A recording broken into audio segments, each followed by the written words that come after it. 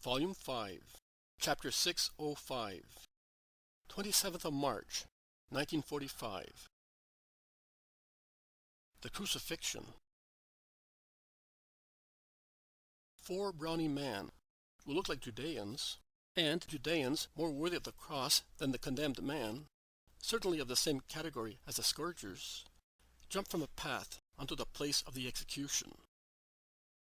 They are wearing short sleeveless tunics, and in their hands they are holding nails, hammers, and ropes, which they show to the condemned man, scoffing at them. The crowd is excited with cruel frenzy. The centurion offers Jesus the amphora, so that he may drink the anesthetic mix of mirrored wine. But Jesus refuses it. The 2 robbers instead drink a lot of it. Then the amphora, with a wide flared mouth, is placed near a large stone, almost on the edge of the summit. The condemned men are ordered to undress. The 2 robbers do so without shame.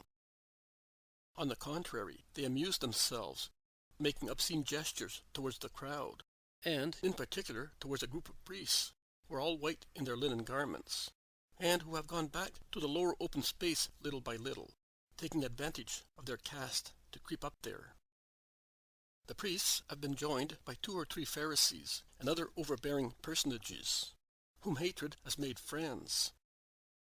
And I see people I know, such as the Pharisees Johanan and Ishmael, the scribes Sadok and Eli of Capernaum. The executioners offer the condemned men 3 rags, so that they may tie them round their groins. The robbers take them, uttering the most horrible curses. Jesus, who strips himself slowly because of the pangs of the wounds, refuses it. He perhaps thinks that he can keep on the short drawers, which he had on also during the flagellation. But when he is told to take them off as well, he stretches out his hand to beg for the rags of the executioners to conceal his nakedness. He is really the annihilated one, to the extent of having to ask a rag of criminals. But Mary has noticed everything, and she has removed the long, thin white veil covering her head under her dark mantle, and on which she has already shed so many tears. She removes it without letting her mantle drop, and gives it to John, so that he may hand it to Longinus for her son. The centurion takes the veil without any objection, and, when he sees that Jesus is about to strip himself completely, facing the side where there are no people, and thus turning towards the crowd, his back furrowed with bruises and blisters, and covered with sores and dark crusts that are bleeding again, he gives him his mother's linen veil. Jesus recognizes it and wraps it round his pelvis several times, fastening it carefully so that it may not fall off. And on the linen veil, so far soaked only with tears, the first drops of blood begin to fall, because many of the wounds, just covered with blood clots, have reopened again, as he stooped to take off his sandals and lay down his garments, and blood is streaming down again. Jesus now turns towards the crowd, and one can see that also his chest, legs, and arms have all been struck by the scourges. At the height of his liver there is a huge bruise, and under his left costal arch there are 7 clear stripes in relief, ending with 7 small cuts bleeding inside a violaceous circle, a cruel blow of the scourge in such a sensitive region of the diaphragm. His knees, bruised by repeated falls that began immediately after he was captured and ended on Calvary, are dark with hematomas, and the kneecaps are torn, particularly the right one, by a large bleeding wound. The crowd scoff at him in chorus. "Oh, handsome! The most handsome of the sons of man! The daughters of Jerusalem adore you." And in the tone of a psalm they intone, "My beloved is fresh and ruddy, to be known among 10,000. His head is purest gold, his locks are palm fronds, as silky as the feathers of ravens. His eyes are like 2 doves bathing in streams not of water, but of milk, and the milk of his orbit. His cheeks are beds of spices, his lips are purple lilies, distilling precious myrrh. His hands are rounded, like the work of a goldsmith, ending in rosy hyacinths. His trunk is ivory, veined with sapphires. His legs are perfect columns of white marble, on bases of gold. His majesty is like that of Lebanon. He is more majestic than the tall cedar. His conversation is drenched with sweetness, and he is altogether delightful. And they laugh and shout also, "The leper! The leper! So have you fornicated with an idol, if God has struck you so?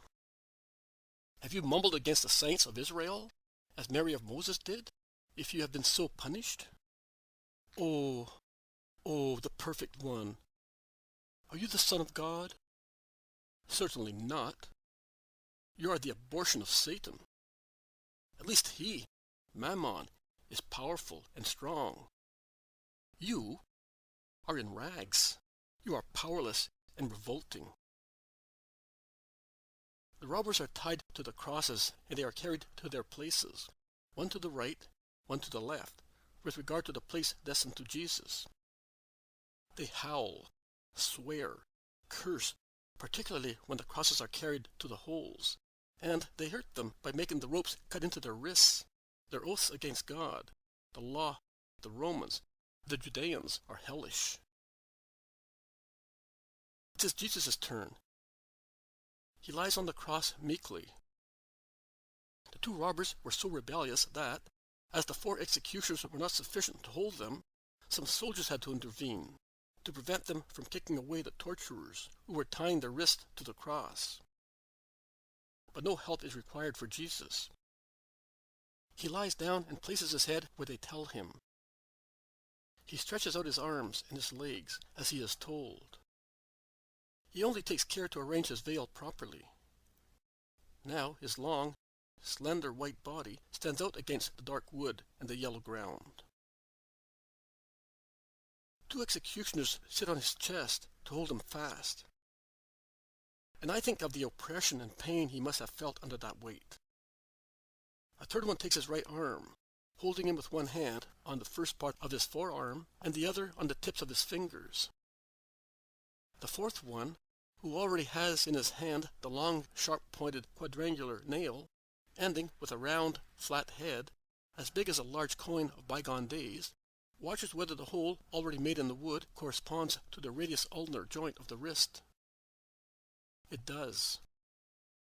The executioner places the point of the nail on the wrist. He raises the hammer and gives the first stroke. Jesus, who had closed his eyes, utters a cry and has a contraction because of the sharp pain, and opens his eyes, flooded with tears.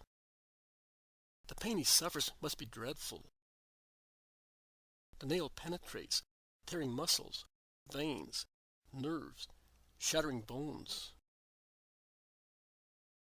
Mary replies to the cry of her tortured son with a groan that sounds almost like the moaning of a slaughtered lamb. And she bends, as if she were crushed, holding her head in her hands. In order not to torture her, Jesus utters no more cries. But the strokes continue, methodical and hard, iron striking iron, and we must consider that a living limb receives them.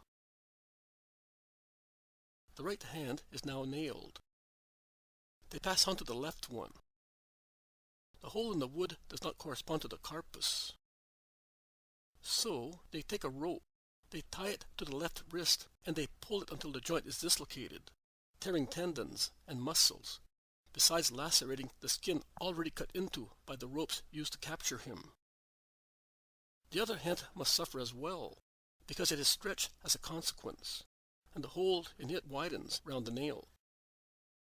Now the beginning of the metacarpus, near the wrist, hardly arrives at the hole. They resign themselves, and they nail the hand where they can, that is, between the thumb and the other fingers, just in the middle of the metacarpus.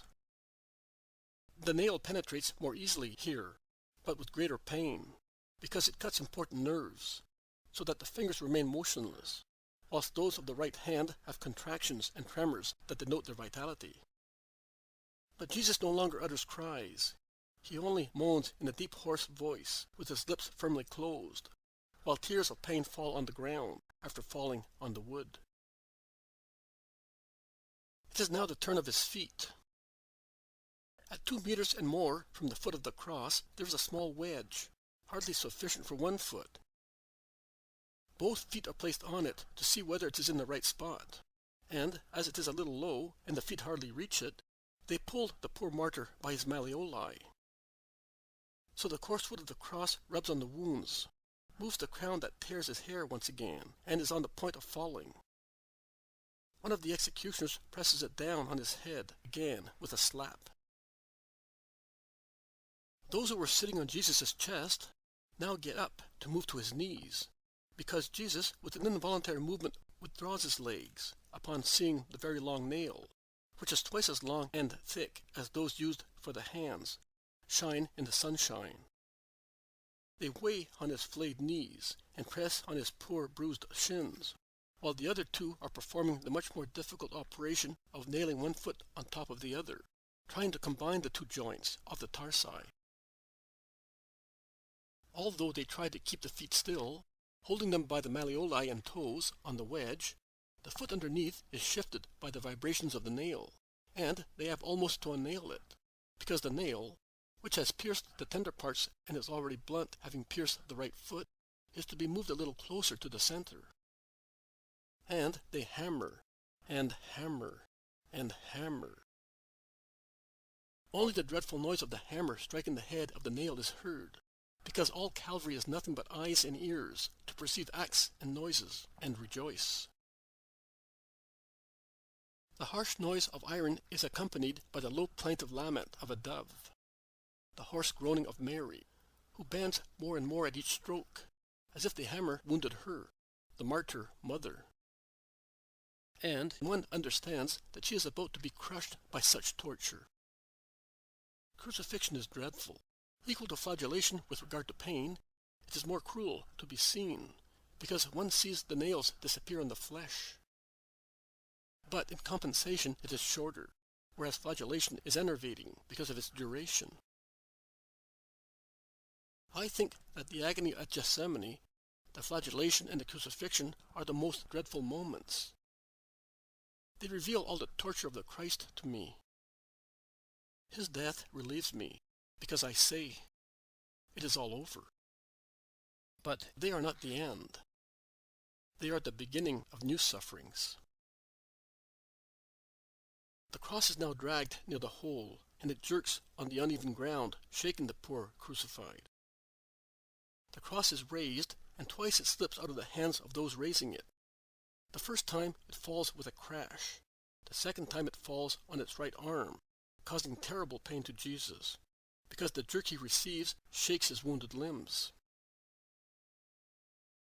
But when they let the cross drop into the hole, and before being made fast with stones and earth, it sways in all directions continuously, shifting the poor body, hanging from 3 nails.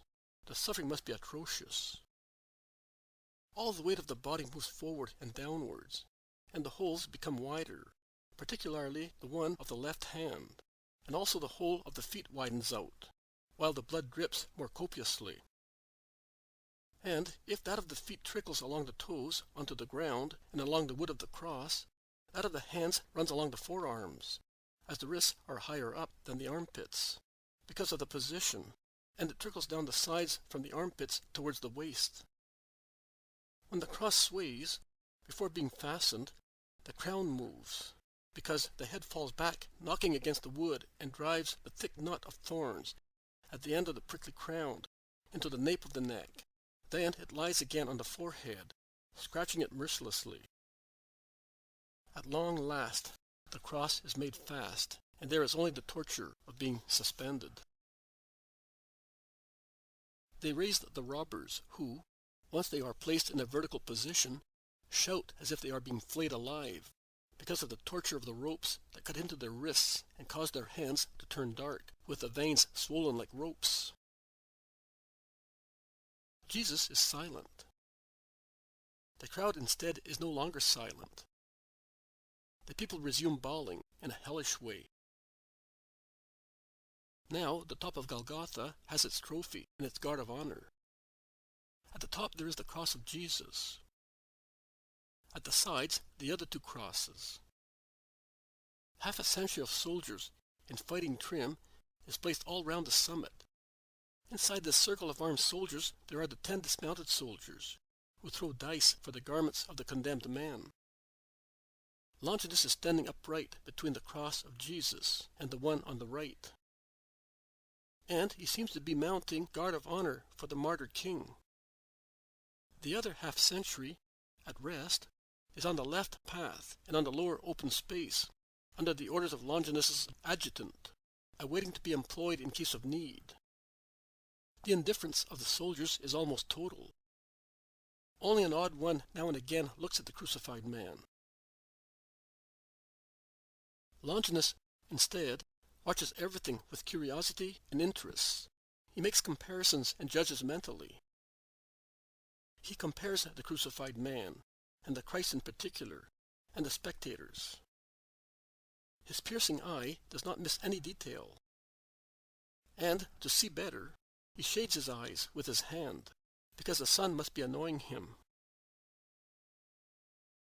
The sun is, in fact, strange. It is yellow-red like a fire.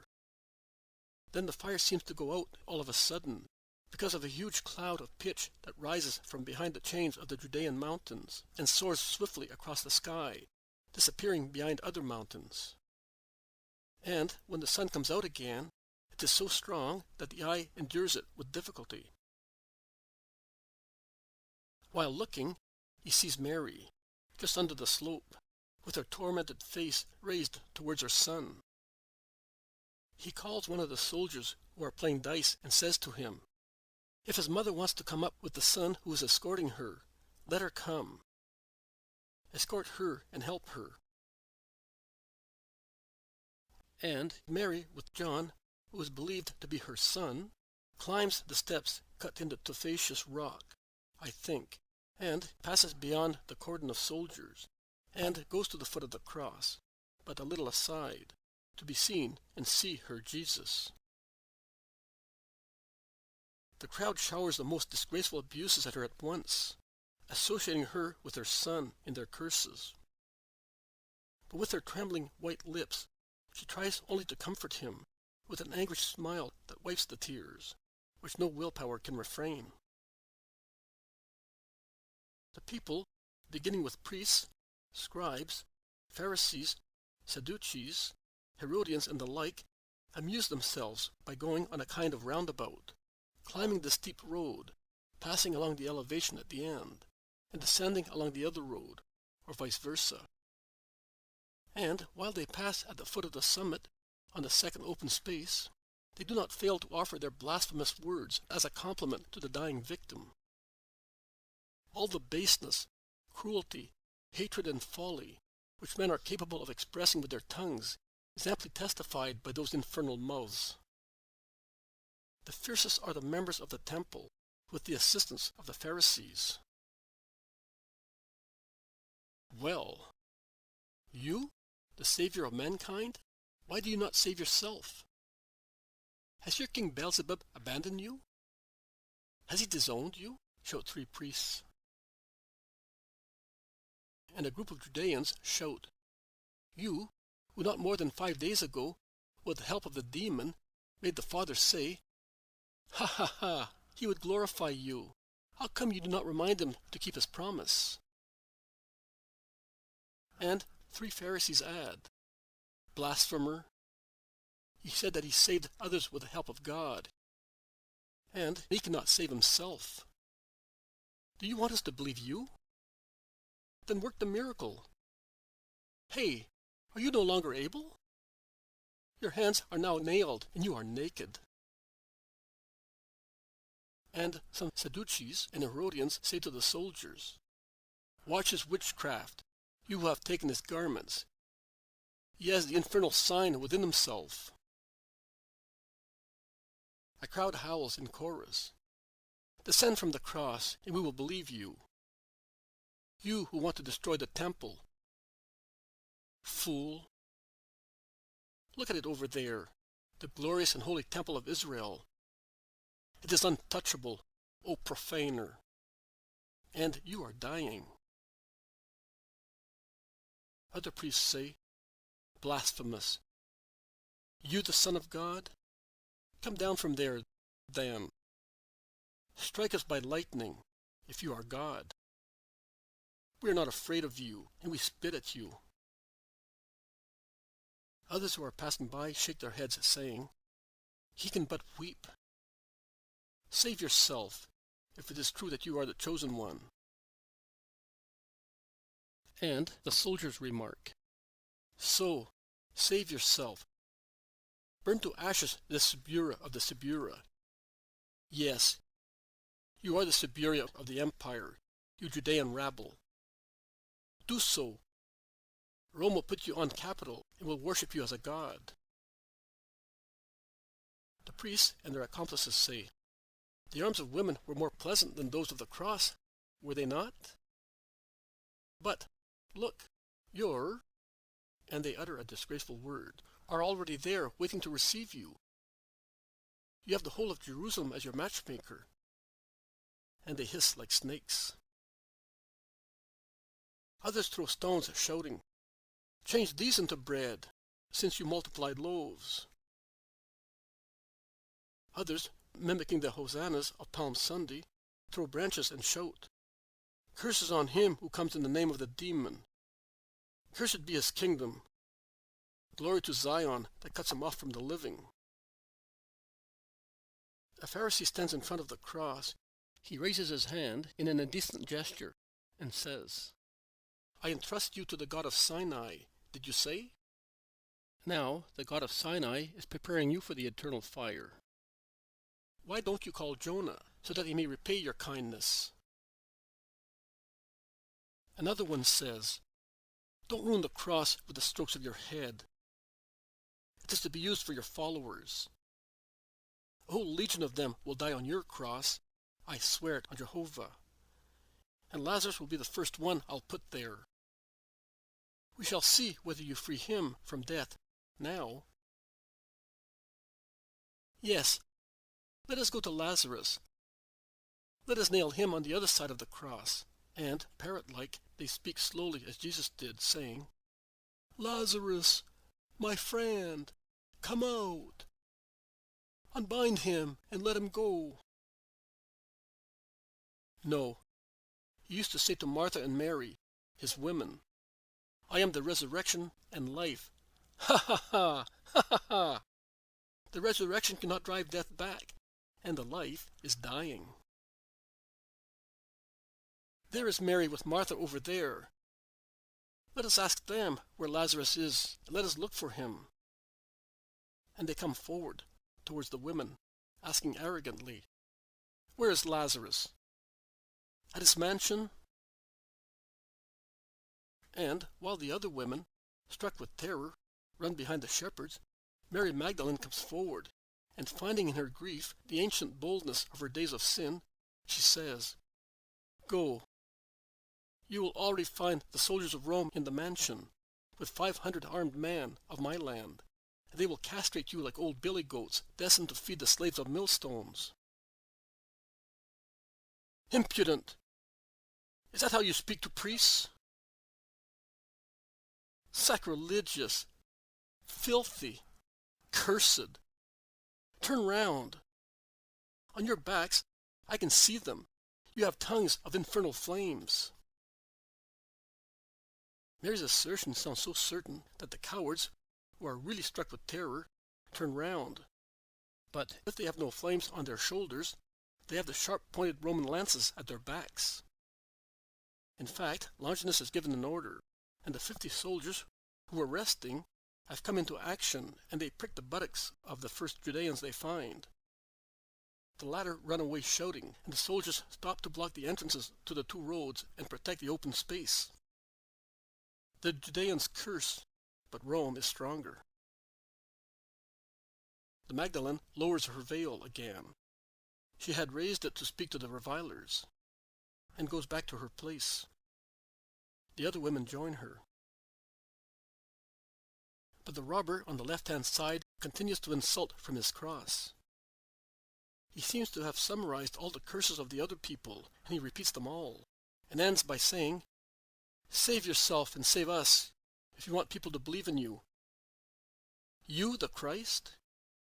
You are mad. The world belongs to crafty people, and God does not exist. I do. That is true, and everything is permitted to me. God? Nonsense. Invented to keep us quiet. Long live our egos. Man's ego alone is king and God." The other robber, who is on the right-hand side, with Mary almost near his feet, and looks at her almost more than he looks at Jesus, and for some moments has been weeping, murmuring, "My mother," says, "Be silent. Do you not fear God even now that you suffer this pain? Why do you insult him who is good? And his torture is even greater than ours. And he has done nothing wrong."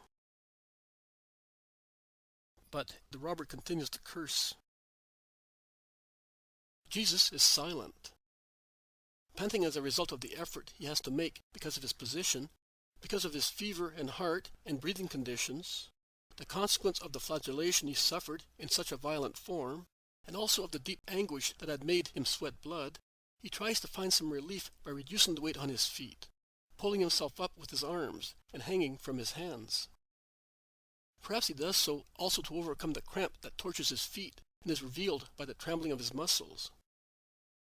But the same trembling is noticed in the fibers of his arms, which are constrained in that position and must be frozen at their ends, because they are higher up and deprived of blood, which arrives at the wrists with difficulty and trickles from the holes of the nail, leaving the fingers without circulation. Those of the left hand, in particular, are already cadaveric and motionless, bent towards the palm. Also the toes of the feet show their pain. Especially the big toes move up and down and open out, probably because their nerves have not been injured so seriously. And the trunk reveals all its pain with its movement, which is fast but not deep, and tires him without giving any relief. His ribs, wide and high as they are, because the structure of this body is perfect, are now enlarged beyond measure, as a consequence of the position taken by the body and of the pulmonary oedema that has certainly developed inside. And yet they do not serve to relieve the effort in breathing, all the more that the abdomen with its movement helps the diaphragm, which is becoming more and more paralyzed. And the congestion and asphyxia increase every minute, as is shown by the cyanotic color that emphasizes the lips, which the fever has made bright red, and by the red-violet streaks which tinge the neck along the turgid jugular veins, and widen out as far as the cheeks, towards the ears and temples, while the nose is thin and bloodless, and the eyes are sunken in a circle, which is livid where no blood has trickled from the crown. Under the left costal arch one can see the throbbing imparted by the point of the heart, an irregular but violent palpitation, and now and again, owing to an internal convulsion, the diaphragm has a deep pulsation, which is revealed by a total stretching of the skin for what it can stretch on that poor, wounded, dying body. The face already has the aspect we see in photographs of the Holy Shroud, with the nose diverged and swollen on one side, and the likeness is increased by the fact that the right eye is almost closed, owing to a swelling on this side. The mouth, instead, is open, with the wound on the upper lip by now turning into a crust. His thirst, caused by the loss of blood, by the fever and by the sun, must be burning, so much so that he, with automatic movements, drinks the drops of his perspiration and his tears, as well as those of blood, that run down from his forehead to his moustache, and he wets his tongue with them. The crown of thorns prevents him from leaning against the trunk of the cross to help the suspension on his arms and lighten the weight on his feet. His kidneys and all his spine are curved outwards, detached from the cross, from his pelvis upwards, owing to the force of inertia that makes a body, suspended like his, hang forward. The Judeans, driven beyond the open space, do not stop insulting, and the unrepentant robber echoes their insults. The other one, who now looks at the mother with deeper and deeper compassion and weeps, answers him back sharply when he hears that she also is included in the insult. Be silent.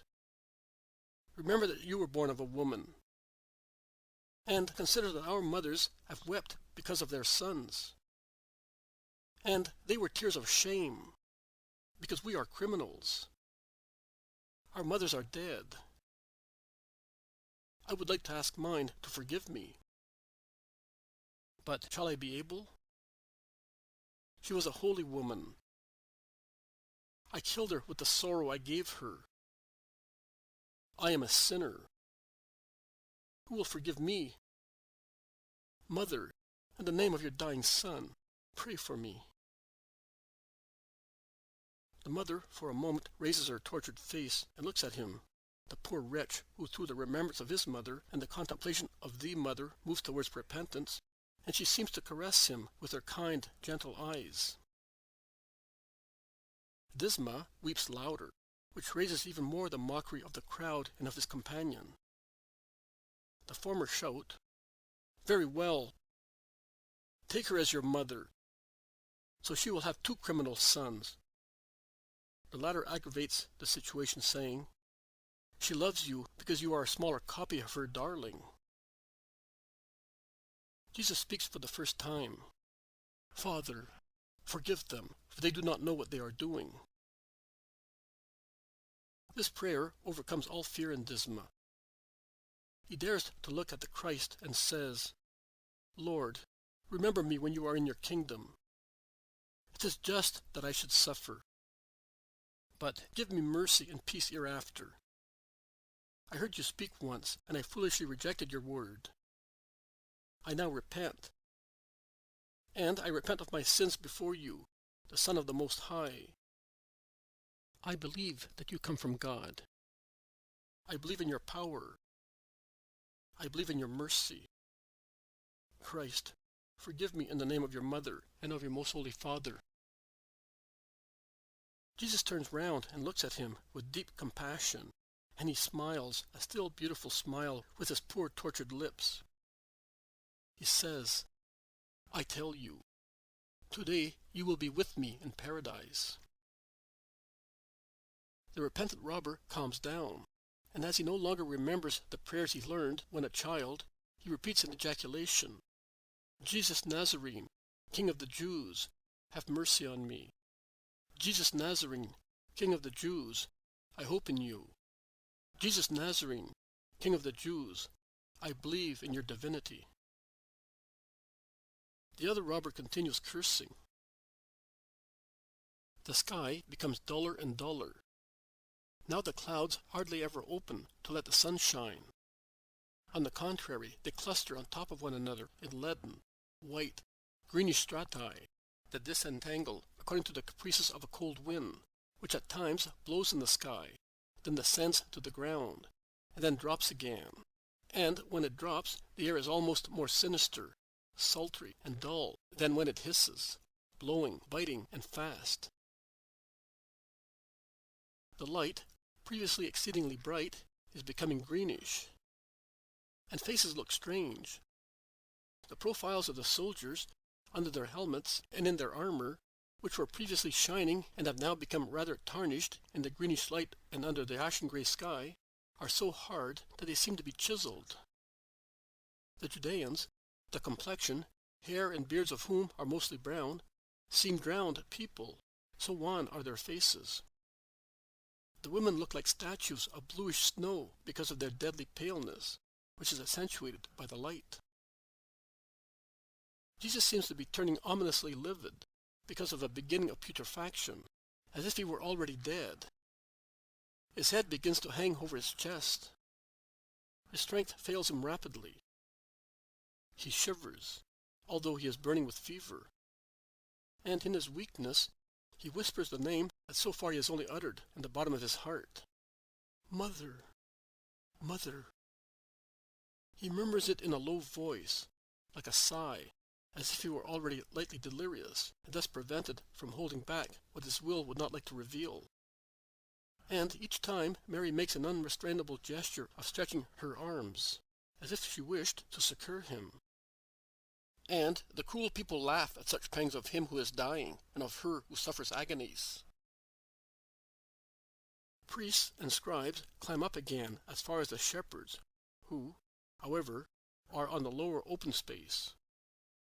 And as the soldiers want to drive them back, they react, saying, "Are these Galileans staying here?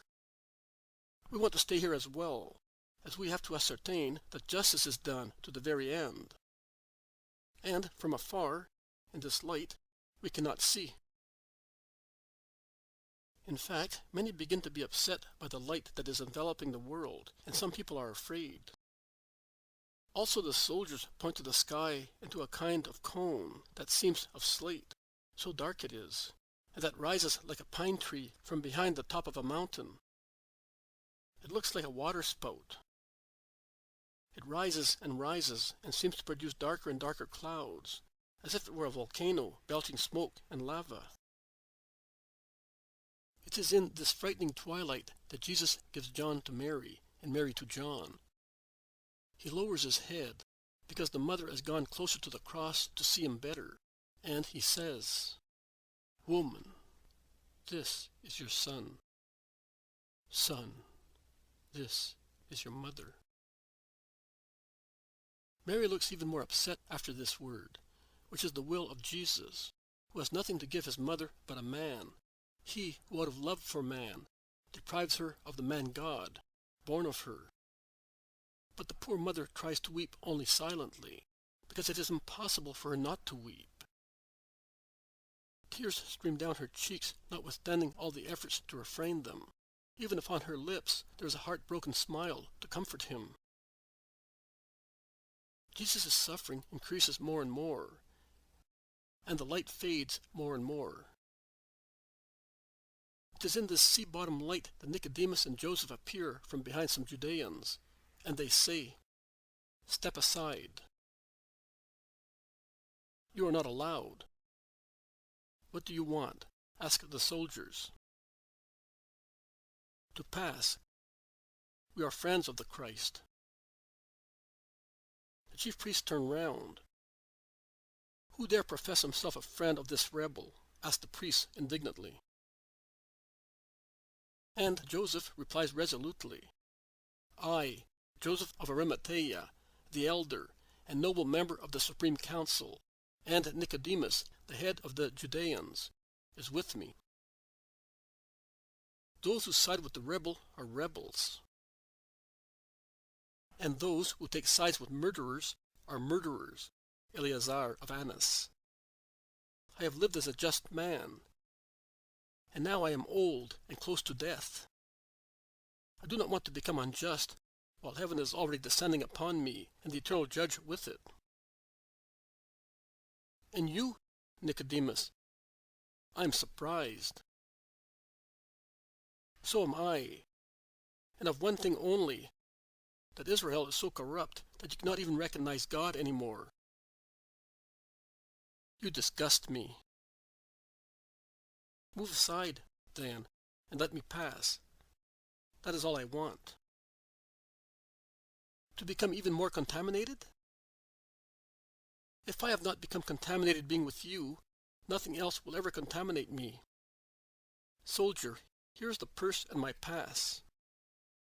And he gives the decurion, who is closest to him, a purse and a waxed board. The decurion examines them and says to the soldiers, "Let the two men pass." And Joseph and Nicodemus approach the shepherds. I do not even know whether Jesus can see them in the thick fog that is getting thicker and thicker, and with his eyes that are already veiled by agony. But they see him, and they weep without any respect for public opinion, although the priests now abuse them. The sufferings are worse and worse. The body begins to suffer from the arching typical of tetanus, and the clamor of the crowd exasperates it. The death of fibers and nerves extends from the tortured limbs to the trunk, making breathing more and more difficult. diaphragmatic contraction weak and heart beating irregular. The face of Christ passes, in turns, from very deep red blushes to the greenish paleness of a person bleeding to death.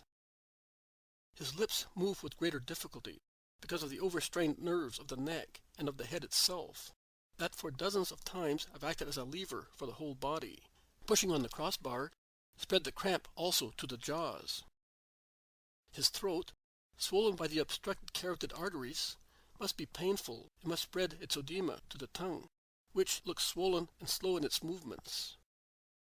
His back, even in the moments when the tetanizing contractions do not bend it in a complete arch from the nape of his neck to his hips, leaning its extreme points against the stake of the cross, bends more and more forwards, because the limbs are continuously weighed down by the burden of the dead flesh.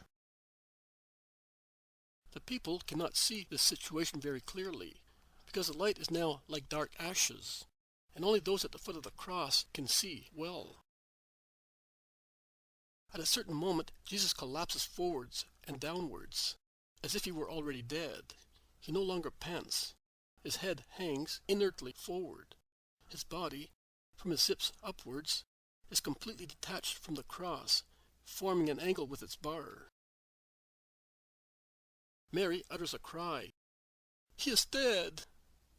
A tragic cry that spreads in the dark air. And Jesus seems really dead. Another cry of a woman replies to her, and I see a bustle in the group of the women. Then some 10 people go away holding something, but I cannot see who goes away so. The foggy light is too faint.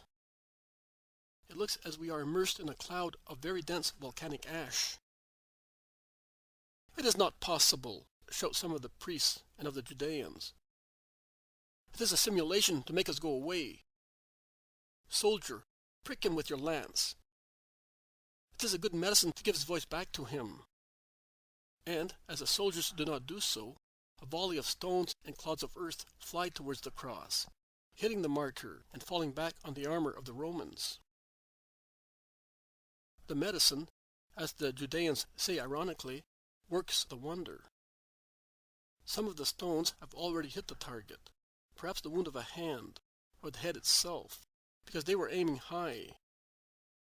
Jesus moans pitifully and recovers his senses. His thorax begins to breathe again with difficulty, and his head moves from left to right, seeking where it may rest in order to suffer less, but finding nothing but greater pain. With greater difficulty, pressing once again on his tortured feet, finding strength in his will, and only in it, Jesus stiffens on the cross. He stands upright, as if he were a healthy man, with all his strength. He raises his face, looking with wide open eyes at the world stretched at his feet, at the far-away town, which one can see just indistinctly as a vague whiteness in the mist, and at the dark sky where every trace of blue and of light has disappeared. And to this closed, compact, low sky, resembling a huge slab of dark slate, he shouts in a loud voice, overcoming with his willpower, and with the need of his soul the obstacle of his swollen tongue, and of his edematous throat. "Eloi, Eloi, lama sabachthani." I hear him say so. He must feel that he is dying, and in absolute abandonment by heaven, if he confesses his Father's abandonment with such an exclamation. People laugh and deride him. They insult him, saying, "God has nothing to do with you. Demons are cursed by God." Other people shout, "Let us see whether Elijah, whom he is calling, will come to save him." And others say, "Give him some vinegar, that he may gargle his throat. It helps one's voice." Elijah or God, as it is uncertain what this madman wants, are far away. A loud voice is required to make oneself heard, and they laugh like hyenas or like demons. But no soldier gives him vinegar, and no one comes from heaven to give comfort. It is the solitary, total, cruel, also supernaturally cruel agony of the great victim. The avalanches of desolate grief, which had already oppressed him at Gethsemane, come back again. The waves of the sins of all the world come back to strike the shipwrecked innocent, to submerge him in their bitterness. And above all, what comes back is the sensation, more crucifying than the cross itself, more despairing than any torture, that God has abandoned him, and that his prayer does not rise to him. And it is the final torture, the one that accelerates death, because it squeezes the last drops of blood out of the pores, because it crushes the remaining fibers of the heart, because it ends what the first knowledge of this abandonment has begun, death. Because of that, as first cause, my Jesus died, O God, who hath struck him for us. Because after your abandonment, through your abandonment, what does a person become? Either insane or dead. Jesus could not become insane, because his intelligence was divine, and since intelligence is spiritual, it triumphed over the total trauma of him whom God had struck. So he became a dead man, the dead man, the most holy dead man, the most innocent dead man. He who was the life was dead, killed by your abandonment and by our sins. Darkness becomes deeper. Jerusalem disappears completely. The very slopes of Calvary seem to vanish. Only the top is visible, as if darkness held it high up to receive the only and last surviving light, laying it as an offering, with its divine trophy, on a pool of liquid onyx, so that it may be seen by love and by hatred. And from that light, which is no longer light, comes the plaintive voice of Jesus. I am thirsty. A wind, in fact, is blowing, which makes even healthy people thirsty.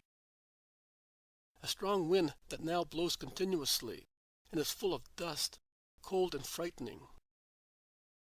And I think of what pain its violent gusts must have caused to the lungs, the heart, the throat of Jesus, and to his frozen, benumbed, wounded limbs. Everything is really combined to torture the martyr. A soldier goes towards a jar, in which the assistants of the executioner have put some vinegar with gall, so that with its bitterness it may increase the salivation of those condemned to capital punishment. He takes a sponge immersed in the liquid. He sticks it on a thin yet stiff cane, which is already available nearby, and offers the sponge to the dying victim. Jesus leans eagerly forward towards the approaching sponge. He looks like a starving baby seeking the nipple of its mother. Mary, who sees, and certainly has such a thought, leaning on John, says with a moan, "Oh, and I cannot give him even one of my tears. Oh, breast of mine, why do you not trickle milk? Oh, God, why do you abandon us thus? A miracle for my son. Who will lift me up, so that I may quench his thirst with my blood, since I have no milk?" Jesus, who has greedily sucked the sour bitter drink, makes a wry face in disgust. After all, it must act as a corrosive on his wounded, split lips. He withdraws, loses heart, abandons himself. All the weight of his body falls heavily on his feet and forward. His wounded extremities are the parts that suffer the dreadful pain as they are torn open by the weight of the body that abandons itself. He makes no further movement to alleviate such pain. His body, from his hips upwards, is detached from the cross, and remains such. His head hangs forward so heavily that his neck seems hollowed in 3 places. At the throat, which is completely sunk, and at both sides of the sternum cleidomastoid. He pants more and more and interruptedly, and it sounds more like a death rattle. Now and again, a painful fit of coughing brings up a light rosy foam to his lips. and the intervals between one expiration and the next one are becoming longer and longer. His abdomen is now motionless. Only his thorax still heaves, but laboriously and with difficulty. Pulmonary paralysis is increasing more and more. And fainter, sounding like a child's wailing, comes the invocation, "Mother." And the poor wretch whispers, "Yes, darling, I am here." And when his sight becomes misty and makes him say, "Mother, where are you? I cannot see you any more.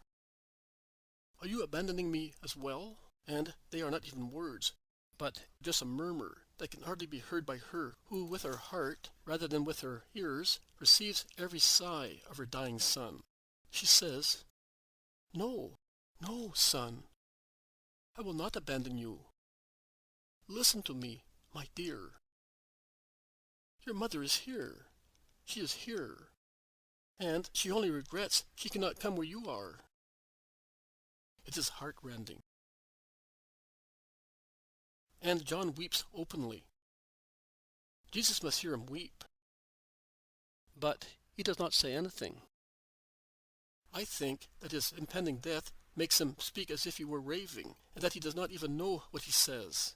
And, unfortunately, he does not even understand his mother's consolation and his favorite apostle's love. Longinus, who inadvertently is no longer standing at ease with his arms folded across his chest, and one leg crossed over the other alternately, to ease the long weight on his feet, and is now instead standing stiff at attention, his left hand on his sword, his right one held against his side, as if he were on the steps of the imperial throne, does not want to be influenced. But his face is affected by the effort of overcoming his emotion, and his eyes begin to shine with tears that only his iron discipline can refrain. The other soldiers, who were playing dice, have stopped and have stood up, putting on the elements that had served to cast the dice, and they are near the little steps dug in the tufa, looking heedful and silent. The others are on duty and cannot move. They look like statues. But some of those who are closer and hear Mary's words mutter something between their lips and shake their heads. There is dead silence. Then in utter darkness, the word, "Everything is accomplished," is clearly heard, and his death rattle grows louder and louder, with longer and longer pauses between one rattle and the next. Time passes in such distressing rhythm. Life comes back when the air is pierced by the harsh breathing of the dying victim. Life stops when the painful sound is no longer heard. One suffers hearing it, one suffers not hearing it. One says, "Enough of this suffering," and then one says, "Oh, God, let it not be his last breath." All the Marys are weeping, with their heads leaning against the scarp. And their weeping is clearly heard, because the crowd is now silent again, to listen to the death rattles of the dying Master. There is silence again. Then the supplication pronounced with infinite kindness, with fervent prayer, "Father, into your hands I commit my spirit." Further silence.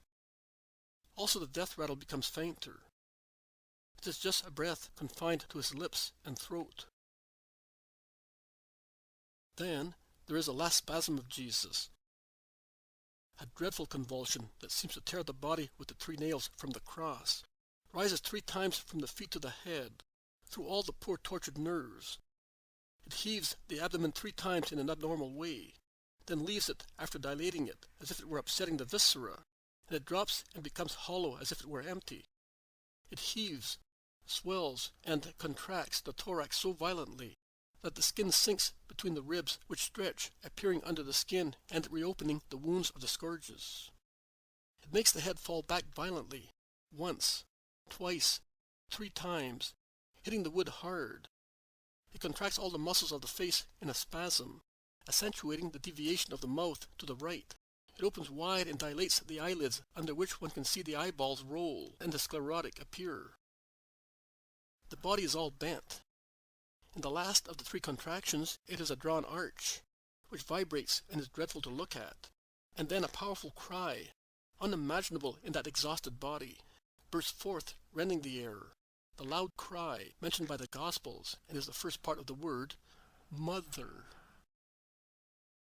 and nothing else. His head falls on his chest. His body leans forward. The trembling stops. He breathes no more. He has breathed his last. The earth replies to the cry of the murdered innocent with a frightening rumble. From 1,000 bugle-horn giants seem to give out only one sound, and on that terrible chord there are the isolated rending notes of lightning that streaks the sky in all directions, falling on the town, on the temple, on the crowd. I think that some people were struck by lightning because the crowd was struck directly. The lightning is the only irregular light that enables one to see at intervals.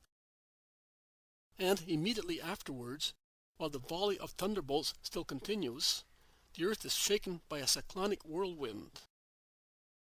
The earthquake and the tornado join together to give an apocalyptic punishment to the blasphemers. The summit of Golgotha trembles and quakes like a plate in the hands of a madman, because of the subsultory and undulatory shocks that shake the 3 crosses so violently that they seem on the point of being overturned. Longinus, John, the soldiers grab whatever they can, as best they can, not to fall. But John, while grasping the cross with one arm, with the other supports Mary, who, both because of her grief and the unsteadiness, has leaned on his chest. The other soldiers, and in particular those on the side sloping downhill, have had to take shelter in the center to avoid being thrown down the precipice. The robbers howl with terror. The crowd howls even more, and would like to run away. But it is not possible. People fall on top of the other. They tread on one another. They fall into the fissures of the ground. They hurt themselves. They roll down the slope as if they had gone mad. The earthquake and the tornado recur 3 times. Then there is the absolute immobility of a dead world. Only flashes of lightning, without the rumble of thunder, still streak the sky, illuminating the scene of the Jews fleeing in every direction, at their wits' end, their hands stretched forward or raised to the sky, at which they had so far sneered, and of which they are now afraid. Darkness is mitigated by a dim light which, increased by the silent magnetic lightning, enables one to see that many are lying on the ground. I do not know whether they are dead or have fainted. A house is on fire inside the walls, and the flames rise up straight in the still air, a bright red spot in the gray-green atmosphere. Mary raises her head from John's chest and looks at her Jesus. She calls him, as she cannot see him well in the dim light, and her poor eyes are full of tears. She calls him 3 times. Jesus! Jesus! Jesus! It is the first time that she calls him by his name, since she has been on Calvary. Then, as a flash forms a kind of crown over the top of Golgotha, she sees him, motionless, all bent forward, with his head hanging so much forward and to the right, that his cheek touches his shoulder, and his chin rests on his ribs, and she understands. She stretches out her hands in the dark air and shouts, "My son! My son! My son!" She then listens. Also her mouth is open. She seems to be wanting to hear also with it, as her eyes are wide open to see. She cannot believe that her Jesus is no longer. John, who has looked and heard and has understood that everything is over, embraces Mary and tries to take her away, saying, "He no longer suffers." But before the apostle finishes his sentence, Mary, who has understood, frees herself. She turns round. She bends towards the ground. She covers her eyes and her hands and shouts, "I no longer have my son." She then staggers and would fall if John did not hold her against his heart, and he then sits down on the ground to sustain her on his chest more easily until the Marys, no longer held back by the upper circle of armed soldiers, because, since the Jews have run away, the Roman soldiers have gathered in the open space below, commenting on the event, replaced the apostle near the mother.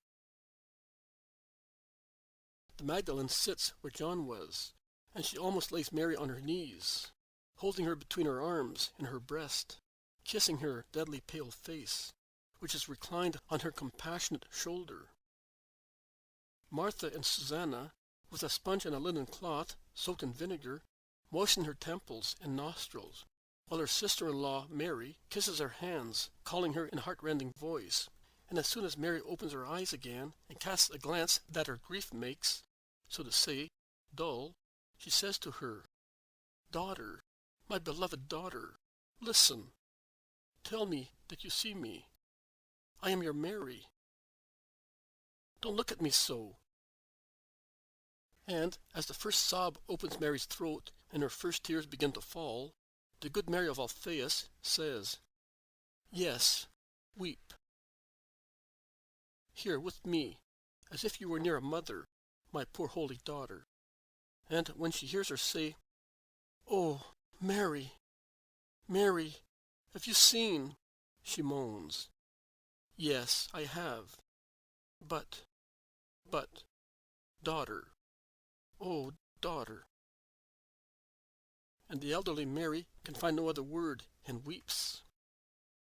She weeps disconsolately, echoed by all the other women, that is, Martha and Mary, John's mother, and Susanna. The other pious women are no longer there. I think that they have gone away, and the shepherds with them, when that feminine cry was heard. The soldiers are speaking in low voices to one another. Have you noticed the Judeans? They were afraid now.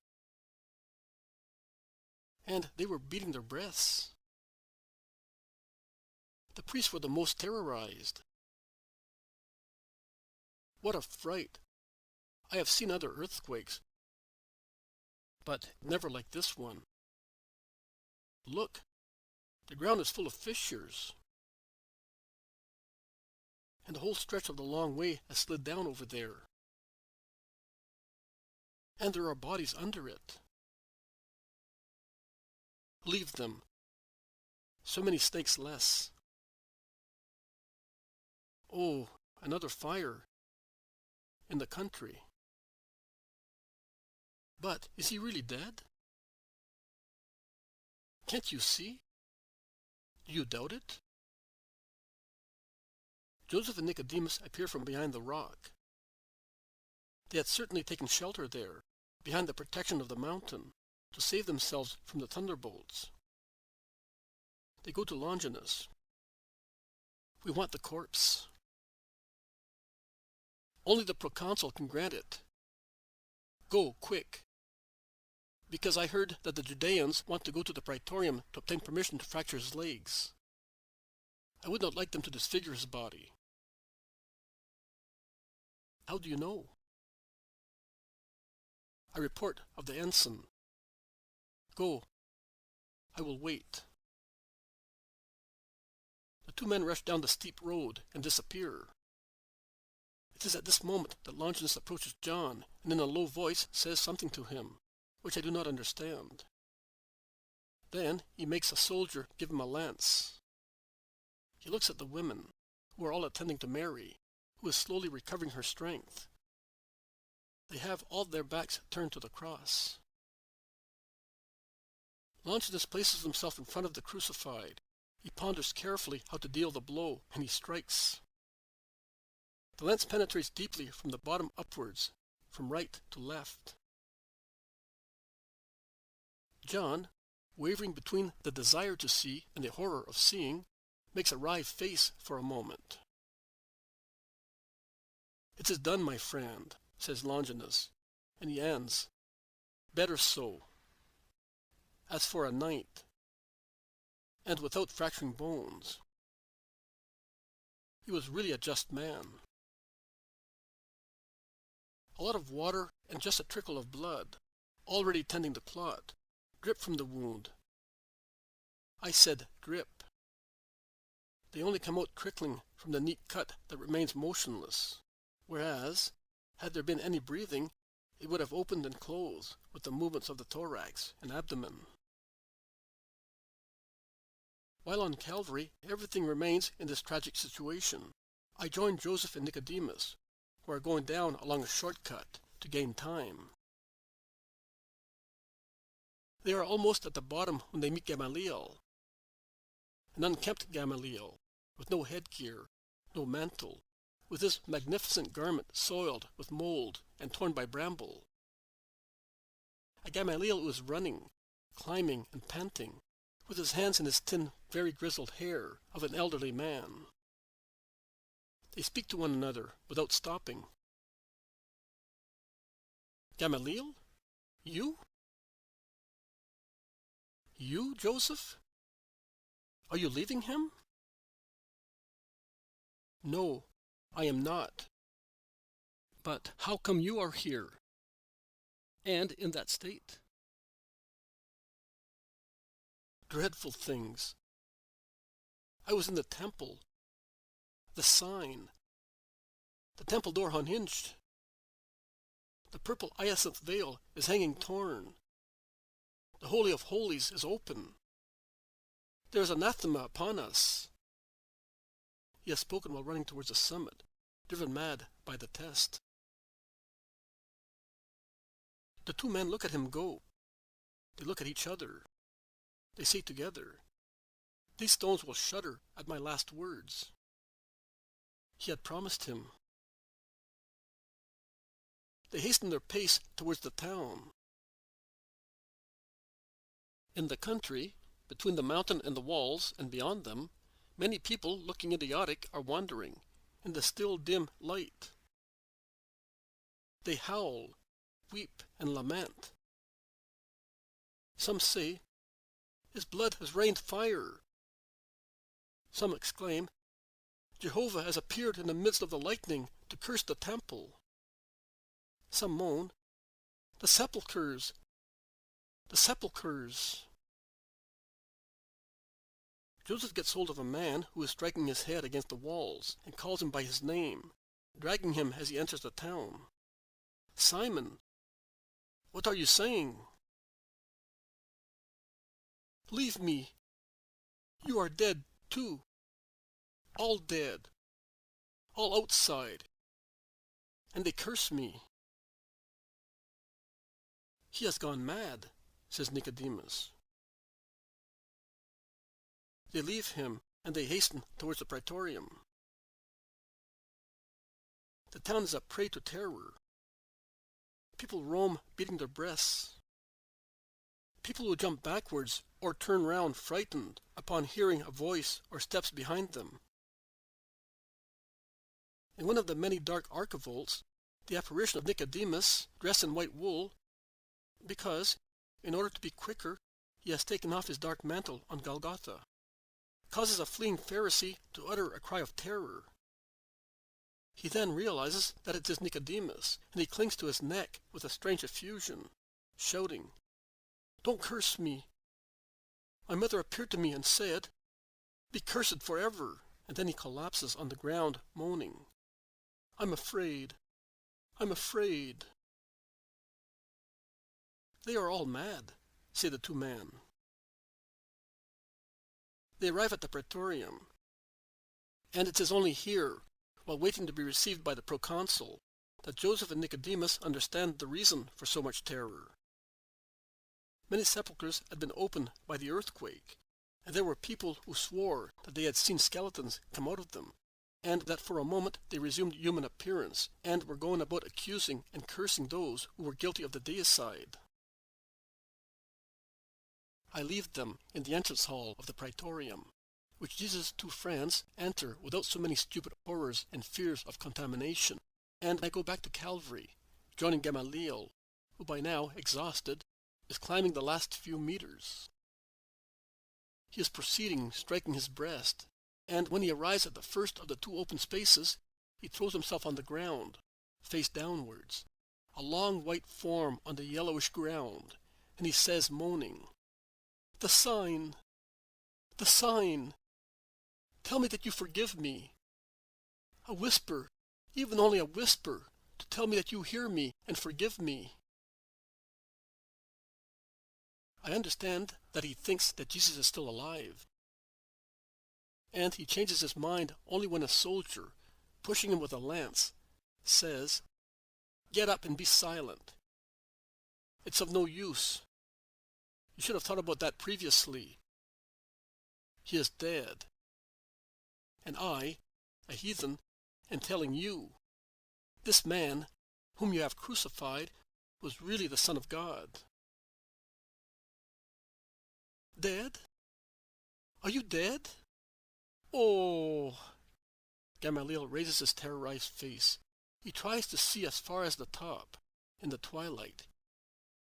He cannot see much, but he can see enough to realize that Jesus is dead. And he sees the compassionate group that is consoling Mary, and John standing on the left side of the cross and weeping, and Longinus standing straight on the right side, solemn in his respectful posture. He kneels down, stretches his arms out, and weeping says, "It was you! It was you! We can no longer be forgiven. We have asked your blood upon us." And it cries to heaven, and heaven curses us. "Oh, but you are mercy. I say to you, I, the destroyed Rabbi of Judah, your blood on us, for pity's sake. Sprinkle us with it, because only your blood can impetrate forgiveness for us." And he weeps. And then, in a lower voice, he confesses his torture. "I have the requested sign. But ages and ages of spiritual blindness are upon my interior sight, and against my present will rises the voice of my proud thought of the past. Have mercy on me, light of the world. Let one of your rays descend on the darkness that did not understand you. I am the old Judean, faithful to what I thought was justice, and it was error. I am now a barren land, no longer with any of the ancient trees of the ancient faith, without any seed of the stalk of the new faith. I am an arid desert. Work the miracle of making a flower that has your name spring up in this poor heart of an old, obstinate Israelite. Since you are the liberator, come into my poor thought, which is a prisoner of formulas. Isaiah says so. He paid for sinners and took upon himself the sins of many. Oh, also mine, Jesus Nazarene." He stands up. He looks at the cross, which is becoming neater and neater in the light that is clearing up, and then he goes away, stooping, aged, destroyed.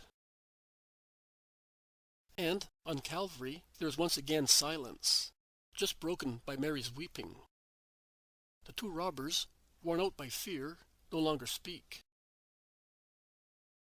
Nicodemus and Joseph arrive back, running, and they say that they have Pilate's permission. But Longinus, who is not too trustful, sends a horse soldier to the proconsul to learn what he has to do with regard to the two robbers. The soldier goes and comes back at a gallop, with the order to hand over Jesus and break the legs of the other two, by will of the Jews. Longinus calls the 4 executioners, who are cravenly crouched under the rock, still terrorized by what has happened, and orders them to give the robbers the death blow with a club, which takes place without any protest by Disma, to whom the blow of the club, delivered to his heart, after striking his knees, breaks in half, on his lips, the name of Jesus, in a death rattle. The other robber utters horrible curses. Their death rattles are lugubrious. The 4 executioners would like also to take care of Jesus, taking him down from the cross. But Joseph and Nicodemus do not allow them. Also Joseph takes off his mantle and tells John to do likewise and to hold the ladders, while they climb them with levers and tongs.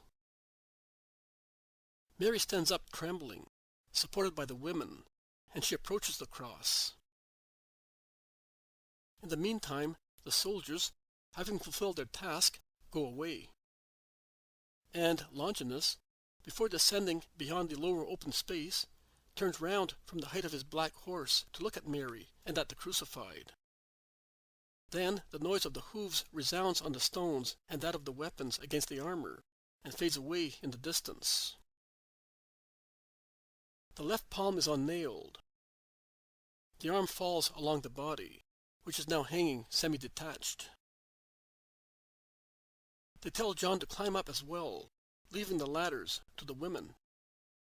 And John, after climbing up where Nicodemus was previously, passes Jesus' arm round his neck and holds it so, hanging completely on his shoulder, embraced at the waist by his arm, and held by the tips of the fingers not to touch the horrible gash of the left hand, which is almost open.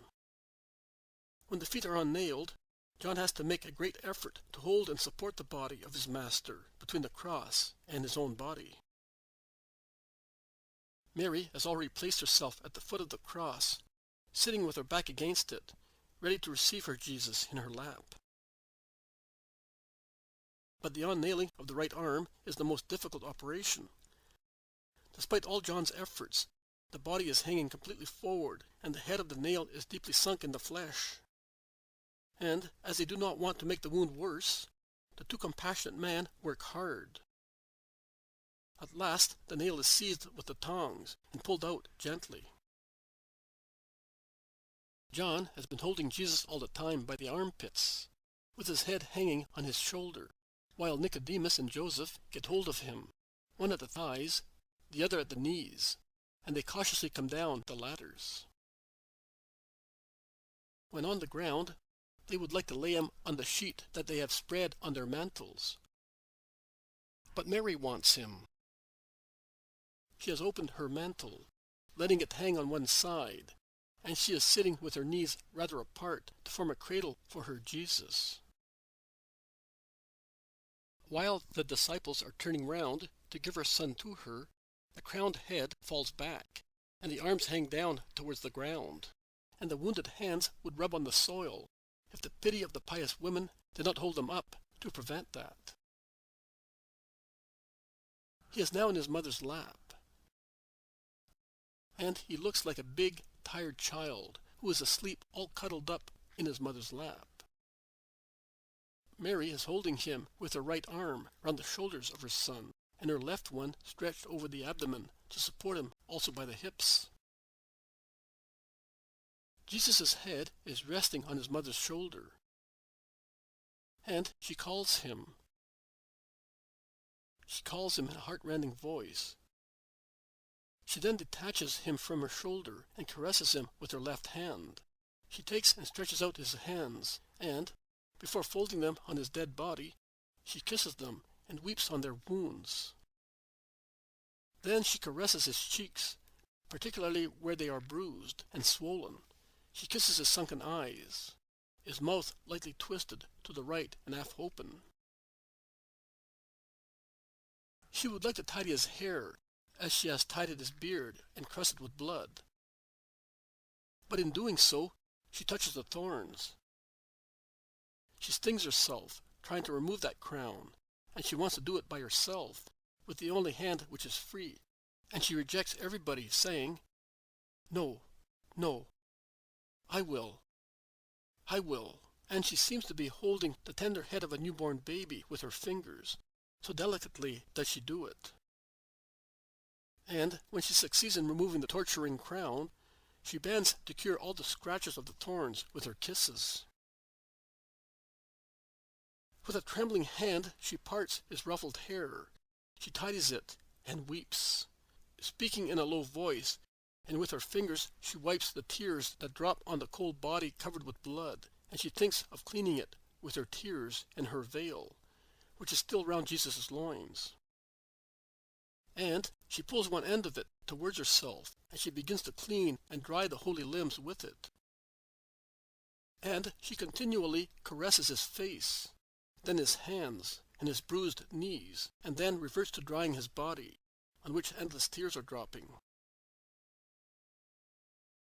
And while doing so, her hand touches the gash on his chest. Her little hand, covered with the linen veil, enters almost completely into the large hole of the wound. Mary bends to see in the dim light which has formed, and she sees. She sees the chest torn open and the heart of her son. She utters a cry then. A sword seems to be splitting her heart.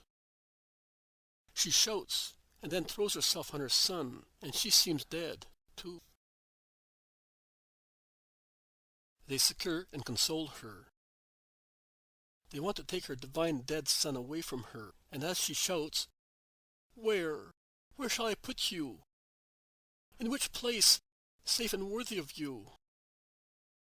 Joseph, all bent in a respectful bow, his open hand pressed against his chest, says, Take courage, O woman. My sepulchre is new and worthy of a great man. I give it to him. And my friend here, Nicodemus, has already taken the spices to the sepulchre, as he wishes to offer them. But I beg you, as it is getting dark, let us proceed. It is preparation day. Be good, O holy woman. Also John and the women beg her likewise, and Mary allows her son to be removed from her lap, and she stands up, distressed, while they envelop him in a sheet, begging, Oh, do it gently. Nicodemus and John at the shoulders, Joseph at the feet, they lift the corpse enveloped not only in the sheet, but resting also on the mantles which act as a stretcher, and they set out down the road. Mary, supported by her sister-in-law and by the Magdalene, goes down towards the sepulchre, followed by Martha, Mary of Zebedee, and Susanna, who have picked up the nails, the tongs, the crown, the sponge, and the cane. On Calvary remain the 3 crosses, the central one of which is bare, and the other 2 have their living trophies, who are dying. And now, says Jesus, pay attention. I spare you the description of the burial, which was well described last year, on the 19th of February, 1944. So, you will use that one, and PM, at the end of it, will put Mary's lamentation, which I gave on 4th of October, 1944. Then you will put the new visions you see. They are new parts of the Passion and are to be put very carefully in their places to avoid confusion and lacunae.